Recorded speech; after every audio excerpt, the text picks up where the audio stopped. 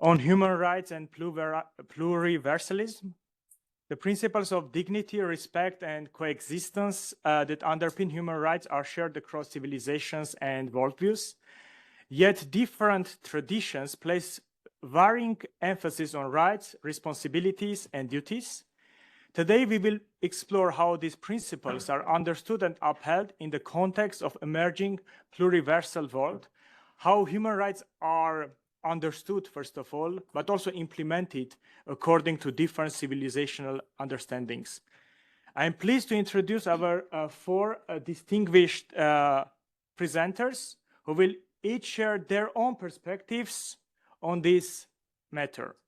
Without further delay, let me give the floor to our first speaker, Ms. Yunfei Zhang. Ms. Yunfei joined in the United Nations Association of China in 1988 and is currently board member of UNA China.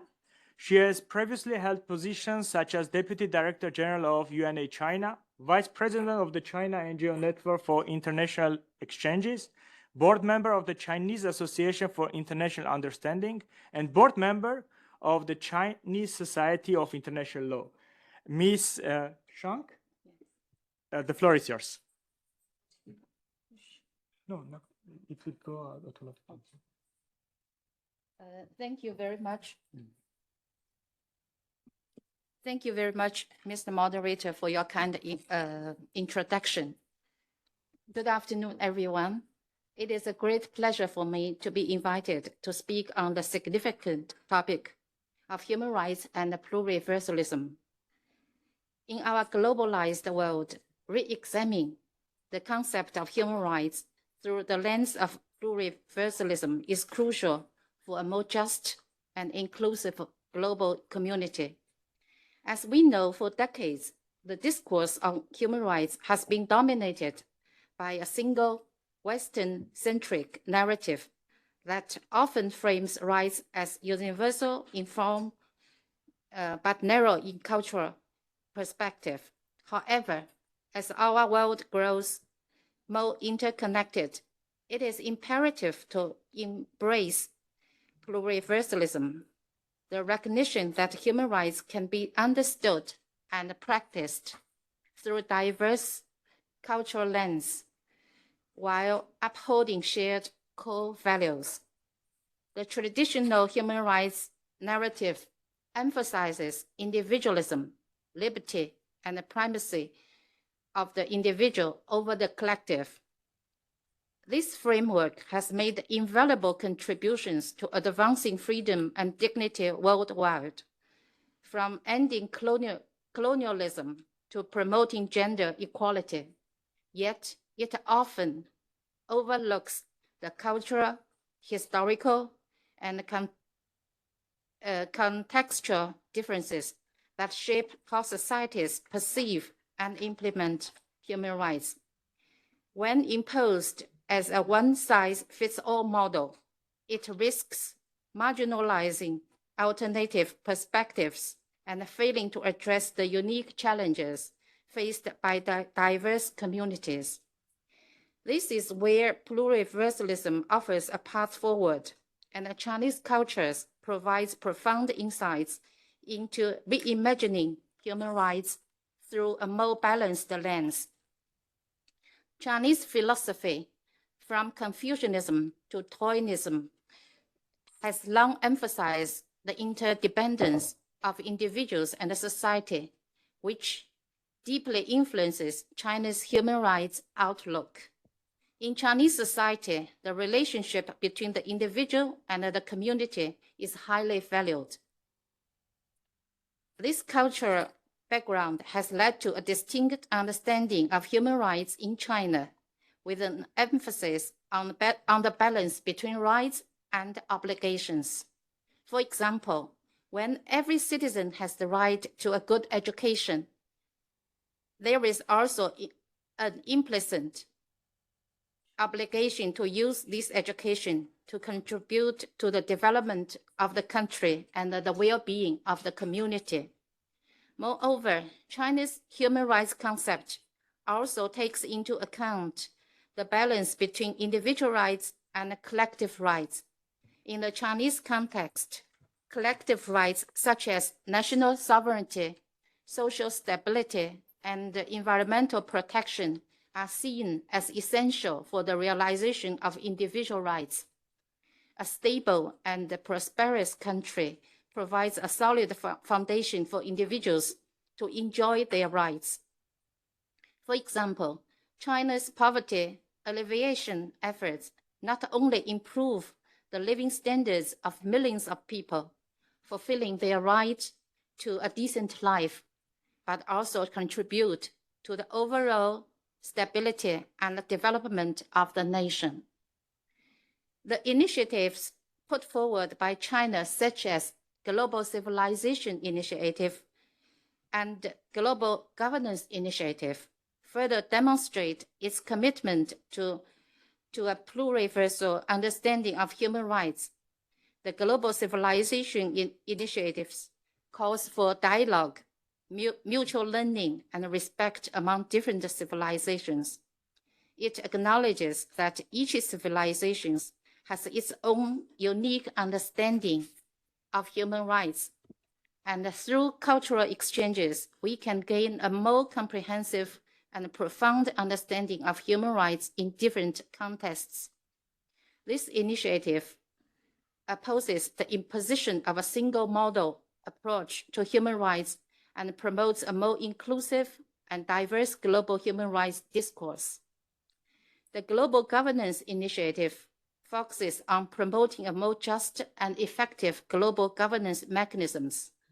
In the field of human rights, it aims to ensure that international rules and institutions better reflect the interests and the needs of all countries, especially developing countries. For example, in promoting sustainable development, this initiative emphasizes the importance of safeguarding the rights of people in developing countries to development, resources, and a clean environment. In conclusion, the concept of pluriversalism enriches our understanding of human rights by integrating different cultural perspectives, such as the Chinese emphasis on the balance of rights and obligations and the harmony between individual and collective rights, along with initiatives like the Global Civilization Initiative and the Global Governance Initiative. We can move towards a more inclusive and just global human rights framework. This framework respects the diversity of cultures and historical backgrounds while upholding the fundamental values of human dignity and equality. Let us work together to build a world where human rights are truly enjoyed by all, regardless of their cultural, national, or social backgrounds. Thank you. Thank you very much, Ms. Zhang, for presenting your position on the human rights in China and in Chinese perspective. Now I will move to our next speaker, Mr. Alfred Gondo. He's a Congolese human rights expert with over 3 decades of field and advisory experience across African region. He holds advanced degrees in philosophy and legal political anthropology from the University of Paris-Sorbonne. Mr. Gondo has served with several international organizations, including UN Office for the Coordination of Humanitarian Affairs, the World Health Organization, and the Center for Human Rights, precursor of today's OHCHR. His career spans key humanitarian postings in Burundi, Chad, and Democratic Republic of Congo, where he worked on human rights monitoring, humanitarian coordination, and social mobilization. Currently a senior human rights advisor with Interfaith International NGO in Geneva, as well as founding director of Elwati NGO. He has contributed to human rights advocacy through publication and public statements at the Human Rights Council sessions and civil society platform. He is recognized for his efforts in promoting dialogue, peace building, and transitional justice in conflict-affected areas. Mr. Gondo, the floor is yours.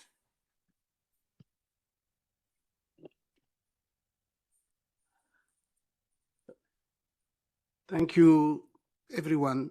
First of all, I would like to congratulate and thank you, our friend and colleague, Dr. Rai, for his steadfast commitment to organizing meetings on the values we share, even though these values may be contradictory from one society to another. It is difficult to debate the issue of pluralism and human rights in 1 hour, given the concept of ancient African, South Asian, and Chinese civilization that has contributed to world history and continue to contribute even more in a rapidly changing world. Some anthropologists criticize United Nations universal human rights as ethnocentrically Western, but all social cultural groups define some concept analogous to human rights and multiple political and philosophic cultures as contribute to the evolving UN framework. This essay traces the 4 major sources of modern human rights: Western political liberalism, socialism, and social welfare principle, cross-cultural right tradition, and the UN instrumented, and focuses on point of agreement in the evolving framework.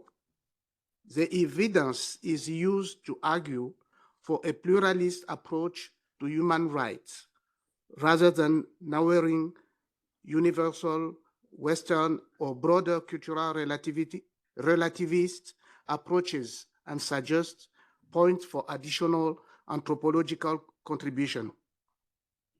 We took an example. In ancestral African tradition, good behavior, keeping one's word or respecting others, maintain balance and harmony within the social group. Everyone has a duty to behave in exemplary manner, both within and outside the group. African individuals do not only have rights because traditional African law considers duties to be the other side of subjective human rights. The two are closely intertwined. African spiritualities and major religions all are recognized the importance of duty in the fulfillment of rights. Just as European human rights philosophers base their existence on the inherent nature, Africans conceive and accept the existence of duties either imposed by the gods, transmitted by ancestors, or necessary for community life. Thus, there are duties toward gods, towards elders, toward parents, relatives, and neighbors. These duties are diverse and their scope depend on the degree of the relationship. Referring to the content of 2 texts transcribed from African oral tradition, these are the Mande Charter, Enter Haute, and the Kuru Kan Fuga Charter. These 2 texts, whose content is irrelevant today, as it is evocative in terms of law, dates back to 1222 and 1236, respectively. Thus, Statement 3 of the Enter Oath instructs every individual to watch over their neighbor, to honor their parents, to educate their children properly, and to support and provide their family. These arguments are genuine duty that individuals must fulfill toward their fellow human beings. Even more important are the duty that individuals owe to their parents and family. They must show reverence and obedience to the former and provide for and protect the latter. Whether we call them obligation, duty, or responsibilities, these injunctions are still part of everyday life for Africans today. An African who does not respect his parents has no standing in society. Similarly, an African who does not take care of his family becomes the laughing stock of society. There is no worse humiliation for an African than to fail to fulfill these two categories of duties. African states adopted treaty both to demonstrate their commitment to the international order they were joining and to assert their identity and refusal to blend anonymously into the international system. The African Charter on Human and People Rights is the first instrument for the protection of human beings that asserts its uniqueness in relation to universal discourse. This movement is normative protocol and the Charter of the right and welfare of the child, creating a systematic approach that makes the African human rights system a coherent and original whole. This system has certainly contributed greatly to the development of criticism of Western centrism in this area and in international law in general, as well as to debate on the universality of human rights. This statement must be viewed in conjunction with the African Cultural Charter, adopted in Port Louis in 5th July 1976, 5 years before the African Charter on Human and People Rights. The Charter strongly emphasizes a particularism approach to culture, which starts from a conception specific to each human community and works backwards to a unified conception of Africa.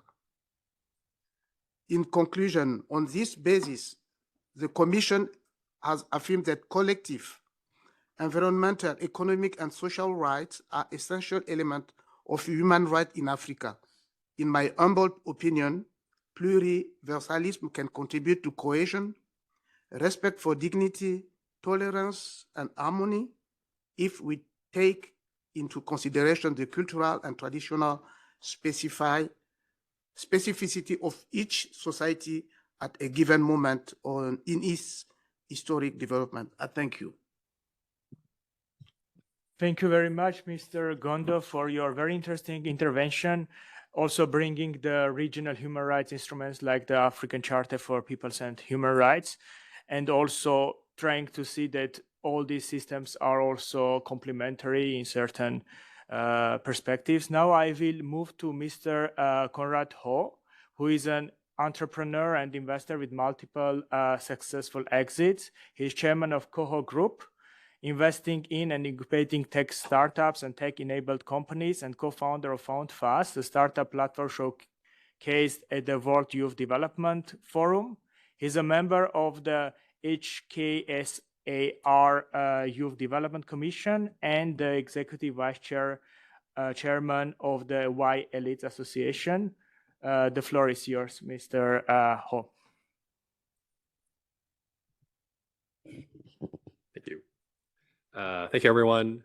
I am Conrad Ho from the Y Elites Association. We're an organization established in Hong Kong in 2007 to further youth development. In a world searching for models for pluriversal coexistence, I want to share a real-life case study from my home, Hong Kong. I think that we as a global community are learning to move beyond a legacy where a single worldview has long dominated. So to resolve conflicts, we must return to the universal first principles of dignity, respect, and coexistence. I believe that the way forward is to build frameworks that are rooted not only in our universal rights, but also being considerate of local values, local traditions, and allowing diverse systems to truly harmonize. So I invite everyone to imagine human rights not as a single melody, but as a symphony of dignity. Each culture is a unique instrument. We have the violins of Western individualism, the percussions of African communalism, the flute of Asian familial values. And the goal is not for one to dominate the other, but to create a symphony where we can all harmonize. And the conductor's role, a role for bodies like the UN, is not to dictate every single note, but instead to ensure mutual respect and a shared rhythm. I think that this idea finds resonance across many cultures, including in the Chinese concept of 和而不同, harmony and difference. In Hong Kong, the one country, two systems principle embodies exactly this. It is not just an abstract philosophy for us, but it is something that we live and breathe every day. It is codified in our basic law, our constitutional document. It is the small business owner who sources products from the mainland while relying on Hong Kong's independent judiciary. It is the student who studies a global curriculum but returns home to a family shaped by traditional Chinese values. So let me share with you 3 examples of how this principle can drive tangible results. First, on how diversity fuels our economy. Our push for inclusive corporate governance, including the Hong Kong Stock Exchange's 2025 requirement for all listed companies to have at least one director of a different gender, helps build a more robust and resilient economy. This fosters a greater variety of perspectives, reduces cognitive biases, and enhances connectivity. This commitment is a key reason why, according to the latest financial data, Hong Kong has once again topped the global IPO fundraising rankings. We've raised nearly 150 billion HKD by the end of August this year, and this figure is almost 6 times higher than the same period last year. Second, on how we create an enabling environment to nurture world-class talent. Through a combination of government talent admission schemes and NGO-led initiatives to solve localized problems, we have created a vibrant ecosystem. For example, our association, the Y Elites Association, provides subsidized quality living spaces for youth in one of our projects. And our youth then pay it forward by volunteering and engaging civically and strengthening community bonds. But this impact for these Hong Kong projects is not just limited to Hong Kong.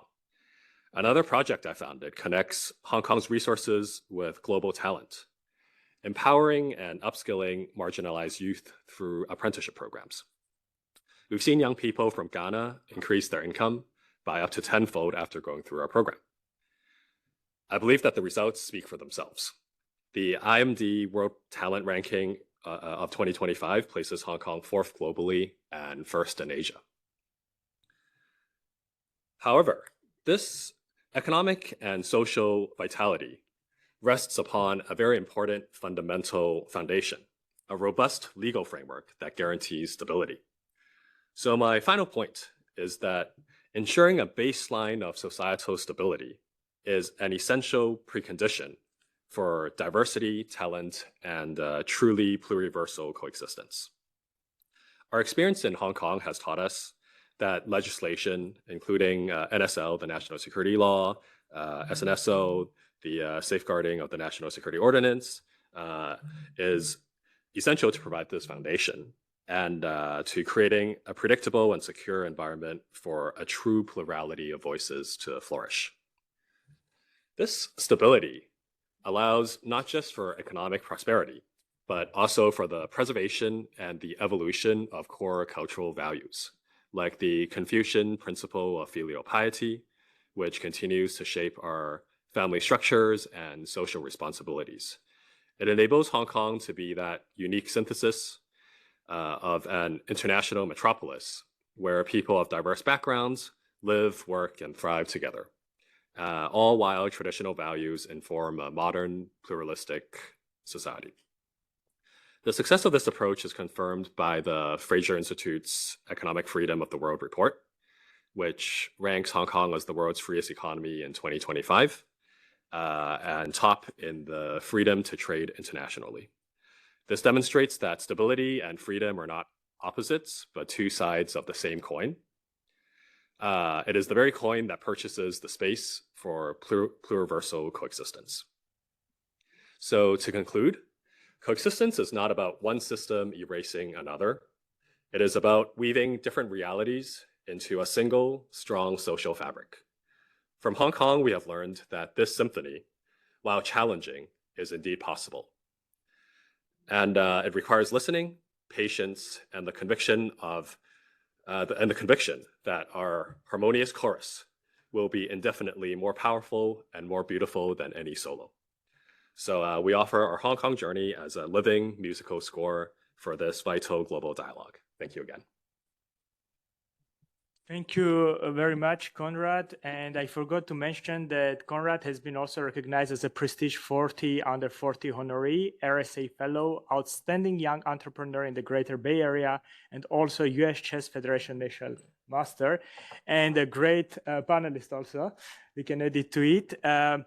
So without further ado, I'm moving to our last panelist, Dr. Jastev Singh Rai, a London-based ENT doctor and director of Sikh Human Rights Group, which holds UN ECOSOC status from 2015. He represents the group at international forums such as UN Human Rights Council here and the climate conferences, advocating a pluralistic, Sikh-inspired approach to human rights and environmental justice. Dr. Rai emphasizes indigenous knowledge, cultural diversity, and the integration of local community practices into global policies. His leadership advances inclusive strategies that promote environmental sustainability, social justice, and a holistic, pluralistic view of human rights. Dr. Rai, the floor is yours.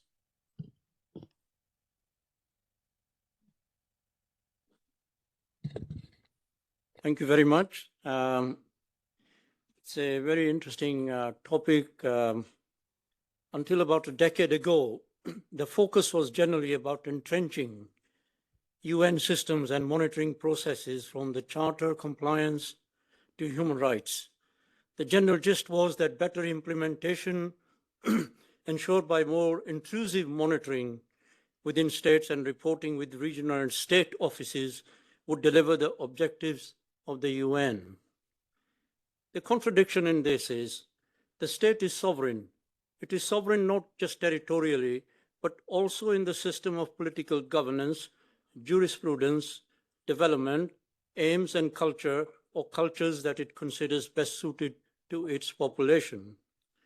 However, an external agency, the UN in this case, wants to be awarded authority to judge and monitor these aspects from the principles of a different civilization, which assumed the mantle of universal. Now, discussions are shifting towards a broader focus on civilizations, cultures, and whether there are needs to change even the Charter. It is an obvious statement that the world is not only in transition, but in turmoil as well. Wars continue, human rights violations continue when judged from the Universal Declaration of Human Rights. Poverty and in fact hunger still remains in significant numbers, and we have raced towards climate disaster. Is there a way out of this?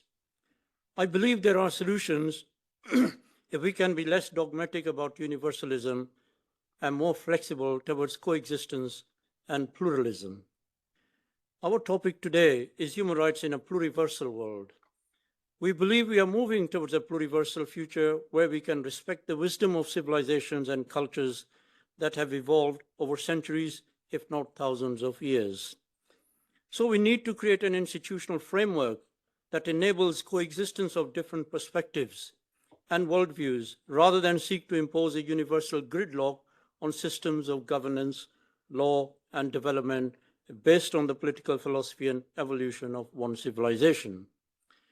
This is not a criticism of any civilization or the UN. The UN has served humanity well. It has been responsible for peace and better quality of life and dignity for many. There is a general categorization of the post-Second World War period as Pax Americana. Pax means peace. I would say it has been Pax UN by the world community.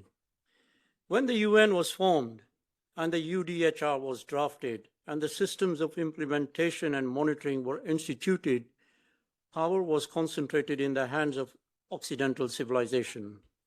it was inevitable that the institution would be formed in their image. Today, we see power has become diffuse, with not only countries around the world becoming powerful politically, militarily, and economically, but also more assertive about their culture and civilization. Hence, the future is most likely to revolve around a wider discussion around the most fundamental code of conduct, the UDHR, and its implementation between universalism and pluriversalism.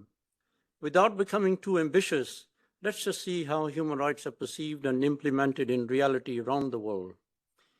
The Occidental civilization is very much the product of Judeo-Christian traditions. In fact, Abrahamic religions are legalistic religions with emphasis on God's law for human society. Christianity and Islam are inherently universalist. With this, we see this in Occidental secular civilization now. It has put the law, the moral code of the state, and hence the rights against the power of the sovereign central to its worldview. It works well and has endured despite 2 world wars. However, it has inherited the obsession with universalism that often restricts a meaningful dialogue and approach to coexistence with the other worldviews. In some civilizations, such as those of South Asia, the codes of conduct and traditional jurisprudence is based on responsibilities and duties rather than rights. This form of civilization has evolved over thousands of years. It went through a period of absolute power of the ruler and gradually moved away from that and evolved a system where no one had absolute power. There are many schools of thought that dominate the moral codes and tradition systems of ensuring dignity as well as respect and a fair system of governance. I can talk about the Sikh value systems and moral codes that have existed for more than 4 centuries. Take Article 1. All human beings are born free and equal in dignity and rights. They are endowed with reason and conscience and should act towards one another in a spirit of brotherhood. This is an interesting statement. It sounds quite lofty, but we are also born in a family, in a community, and are dependent on others for our upbringing, morals, and even basic needs such as security, healthy food, and even early education. The word dignity are part of our philosophy. But we will wonder, what is the right against? Who is trying to impose their power over the person that a person needs rights against?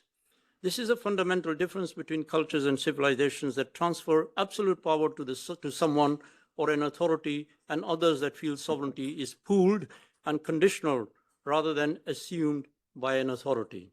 This is the difference between the idea of contract between people and sovereign and others that emphasize responsibilities and duties towards each other. The end result may be the same, meaning that we see individual as sovereign, but the individual pools his or sovereignty of the individual if the individual wishes to be part of society. The word rights then becomes problematic in a philosophical context. Take Article 3 of the UDHR. Everyone has a right to life, liberty, and security of person. In the kingdom of Maharaja Ranjit Singh, which was run along Sikh philosophy, capital punishment was never carried out. Death sentence was considered to be against the principles of our worldview, as no one, not even the Maharaja, had the power to take life unless in a war. Now, this was long before the first European country banished death penalty. Today, we still have many countries continuing with death penalty despite everyone having the right to life. It is true this is qualified later in Article 21, 29, in the exercise of his rights and freedom, everyone shall be subject to such limitations as determined by law. But in our worldview, we don't feel that anyone can decide limitations to every individual, their life to the full, even in prison. The state isn't given the authority to take life. Now, we don't say that this should be universal. Other civilizations have different perspectives and other different concepts on the state's right to take the life of an individual who is problematic for the rest of society. Take Article 19, no one shall be subjected to arbitrary arrest, detention, or exile. In our history, every accusation or charge against an individual or a group was heard by a competent group of people, and the person or group was given opportunity to defend themselves. It was already there, except the system of charging and deciding was different. The person was charged with abrogating their responsibilities. For instance, every person had a responsibility to respect the dignity of others, not to harm others, not to steal, not to cheat, etc. The chart was not violation of the law, but a dereliction of duty, obligation, and custom. Consider both Articles 18 and 19, freedom of thought, conscience, and religion, freedom of opinion and expression. The problematic word here is religion. What is religion? Religion is a word that evolved in Occidental civilization as the church was pushed out from the levers of power and lawmaking. It is a unique experience of the Occidental civilization. However, it is not a problem experienced by other civilizations. The worldviews or belief systems in known Abrahamic systems are not legalistic, but concentrate more on metaphysics and moral principles, leaving codes of conduct, hence law, to society to determine within general principles. Metaphysics is an obsession of science as well.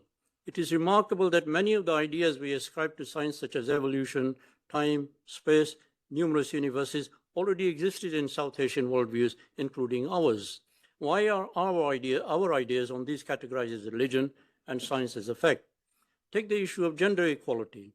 We have never had an issue of treating women as subservient to men. They have held very important positions in Sikh history.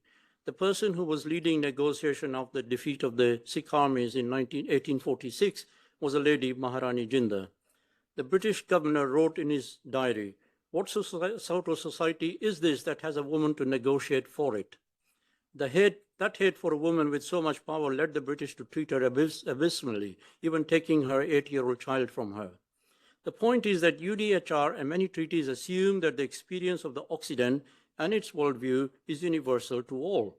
In fact, reality is that many civilizations have long had codes of conduct, rules, and legal systems that were delivering the principles that inspire UDHR.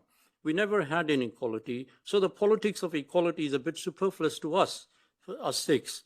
The reason we didn't have inequality is because we see every life form as manifestation of the same.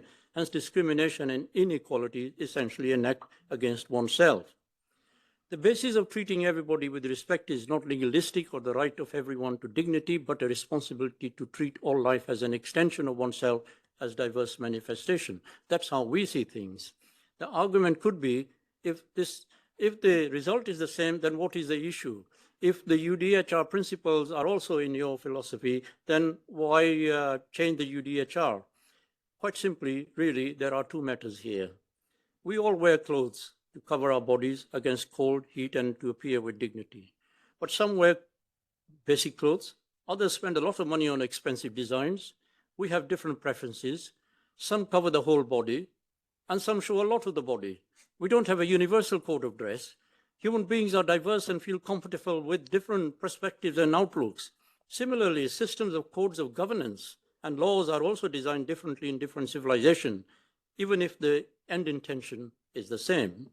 Secondly, while rights are fundamental in a civilization that transfers sovereignty to an external authority such as the state or the monarch, many civilizations have a balance of rights and responsibilities as well as duties that have evolved over hundreds, if not thousands of years. People understand their civilizations better. Civilizations have informed our conduct, communities, and understanding of why we treat others with dignity and respect. They give us the reason why we treat others with dignity. But if we uproot the fabric, the moral principles, and philosophy that sustained the people for centuries, we end up disrupting the well-established coherence of that society. Universalism is a mythical mission. Human society is very diverse, not only in form, but in ideas and worldviews, even if with same goals. We hope that this transition period will begin to look at coexistence and pluralism as a way forward to ensure dignity and respect for all and peace for the future. Many wars in history have been fought over desire to impose one philosophy or worldview over others. Coexistence requires us to respect a pluriversal world. It's very encouraging and welcome that China is thinking of a global civilization of coexistence of different civilizations rather than a universal set of values for everybody, a universal set of rights for everybody based on one civilization. I hope that we will see the transition period and the change in the UN become more pluralistic, of accepting other civilizations and moving forward towards a more peaceful world. Thank you. Thank you very much, Mr. Rai, for your thoughtful remarks about how we can move towards the pluriversal world. I have a question to all our panelists, starting with Mr. Conrad. And the question is the same for all of four. How do you see pluriversalism, the topic that we have just discussed, gaining traction within the United Nations system? Do you think there are specific opportunities in this period of transition? And what are the obstacles or challenges that you can think of? Mr. Conrad? Thank you for your question. I think that definitely to transition towards a more pluriversal model for the UN is a very important process. And how to do that is not a very easy topic to have a 100% completed answer for. But I think that there is one point that I would like to bring up. And it is that in working with all the different countries and in working with all the different NGOs, the role that the NGOs play when they interact, with the UN and also with their countries, you could be, and I think it's important to make sure that the countries and the NGOs understand that they are working together, like the NGOs are working with their native countries and not necessarily for it or against it. And it is with this type of collaboration that will allow the NGOs to tackle very, very localized specific problems and to deliver the best results. Thank you. Thank you. Mr. Gondo, what would you say also, taking into consideration your vast experience in the UN system, how do you see actually something happening, something changing from what UN was, let's say, 10 years ago, 5 years ago, 2 years ago, and now? And what do you think, like, where are we moving towards, and how we can actually make the UN and the global institutions more pluralistic? Thank you. Thank you for the question. I will give only my own experience. Since many years, attending to meetings and working for the system, nothing is new. So we need to go forward, and we need changes. I think 80 years for the system since the UN is existence. We need to revise. We need to tackle our new issue. We're talking about the global, the South Global. There are many queries of the country in the South. They want to change the way the state vote in the UN. And this is not new. How to change the composition of the Security Council, how to improve the NGO in the South, in the global South. We need all this state to be the new model. New model means we have our approach, and if we have that opportunity to make a change, I think we will see the new changes. So I think every country, every state is trying to move forward. So I don't know if I replied to the question, but there is a change. We need a change. Yes. So this neologism of pluriversal universalism is a new concept. So we need to invent a new word. That's my opinion. Thank you. Thank you very much, Mr. Gondo. What would you say, Ms. Zhang, about this? This year marks the 80th anniversary of the founding of the United Nations. In the past 80 years, the United Nations has played a significant role and made great contributions to the world peace, international development, development cooperation, and the promotion of human rights. But now the United Nations is facing multiple challenges. One of the challenges is that the representation of the Global South.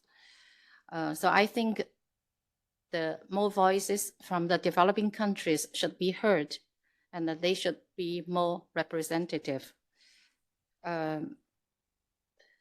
In terms of the participation of NGOs, I totally agree with you. I think the participation of NGOs is unbalanced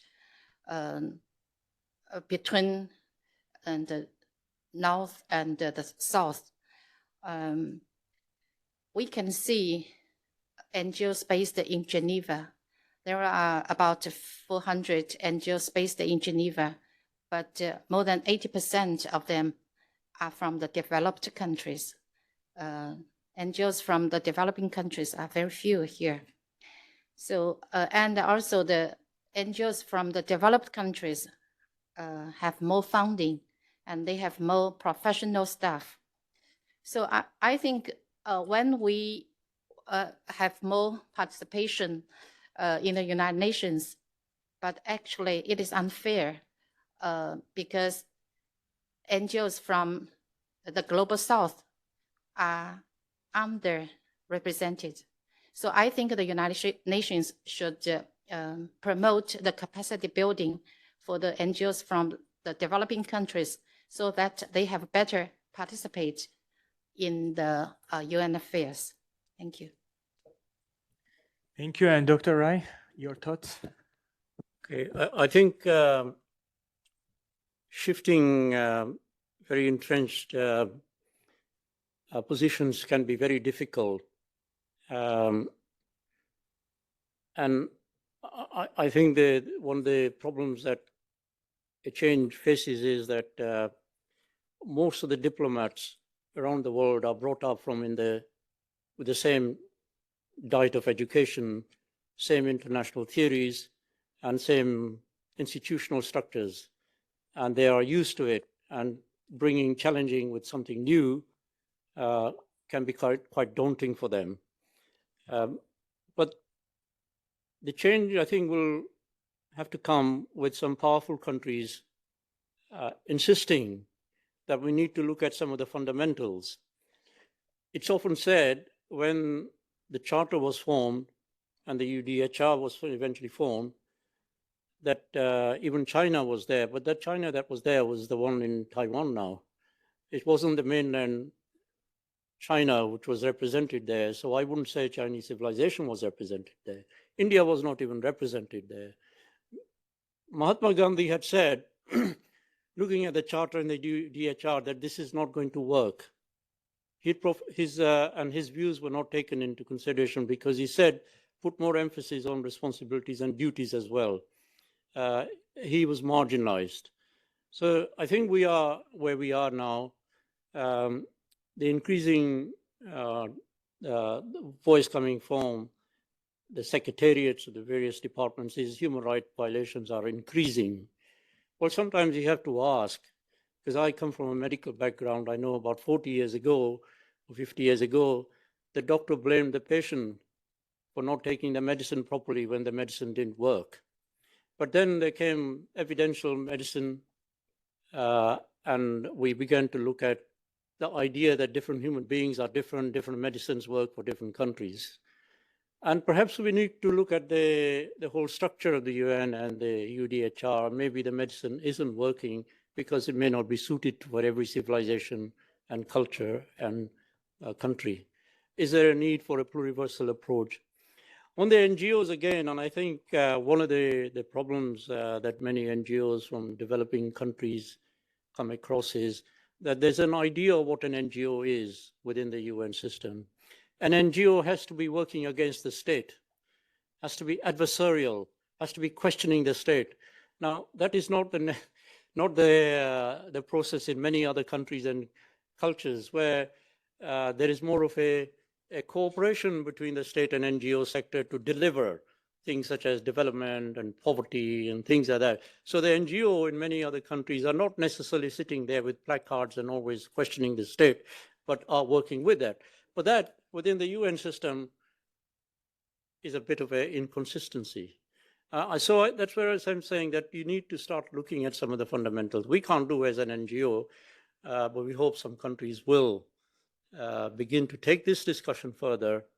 It's a new discussion. I think it's challenging to many countries who are entrenched within the system, but it has to move forward for the better life of human beings and peace. Thank you. Thank you very much, Mr. Rai, and also thank you to all our panelists for their thoughtful contributions. We have only 4 minutes left, maybe 5. If someone in the room has a question, please raise your hand or nameplate. Any question? Any comment? Any remark? Yes, I'd like to, Doesn't work, the mic? I'll try to speak loud enough. Yeah, that's good. Works. So, our friend, our doctor from London. So, in Sikhism, is there a difference in spirituality and religion? Would you say that? I think the word, I don't understand the word spiritual actually. Our system is very much what CERN is looking for, that there is something that transfers itself into substance and then becomes particle and it becomes thing. So what is spiritual and what is not spiritual? It's not, philosophically we don't understand. Spiritual was a construction, I think, within the Christian church to separate the power of the temporal from the power of God. We can understand that. We have no concern about that. But we're saying we don't really understand that. Conceptually, it's a bit difficult. And that's where I'm saying civilizations are very different. Metaphysical approaches are very different. And if CERN comes finally to the idea that it's not a particle they're looking for, it's something else, does that become spiritual then? You know, does science become spiritual then? You know?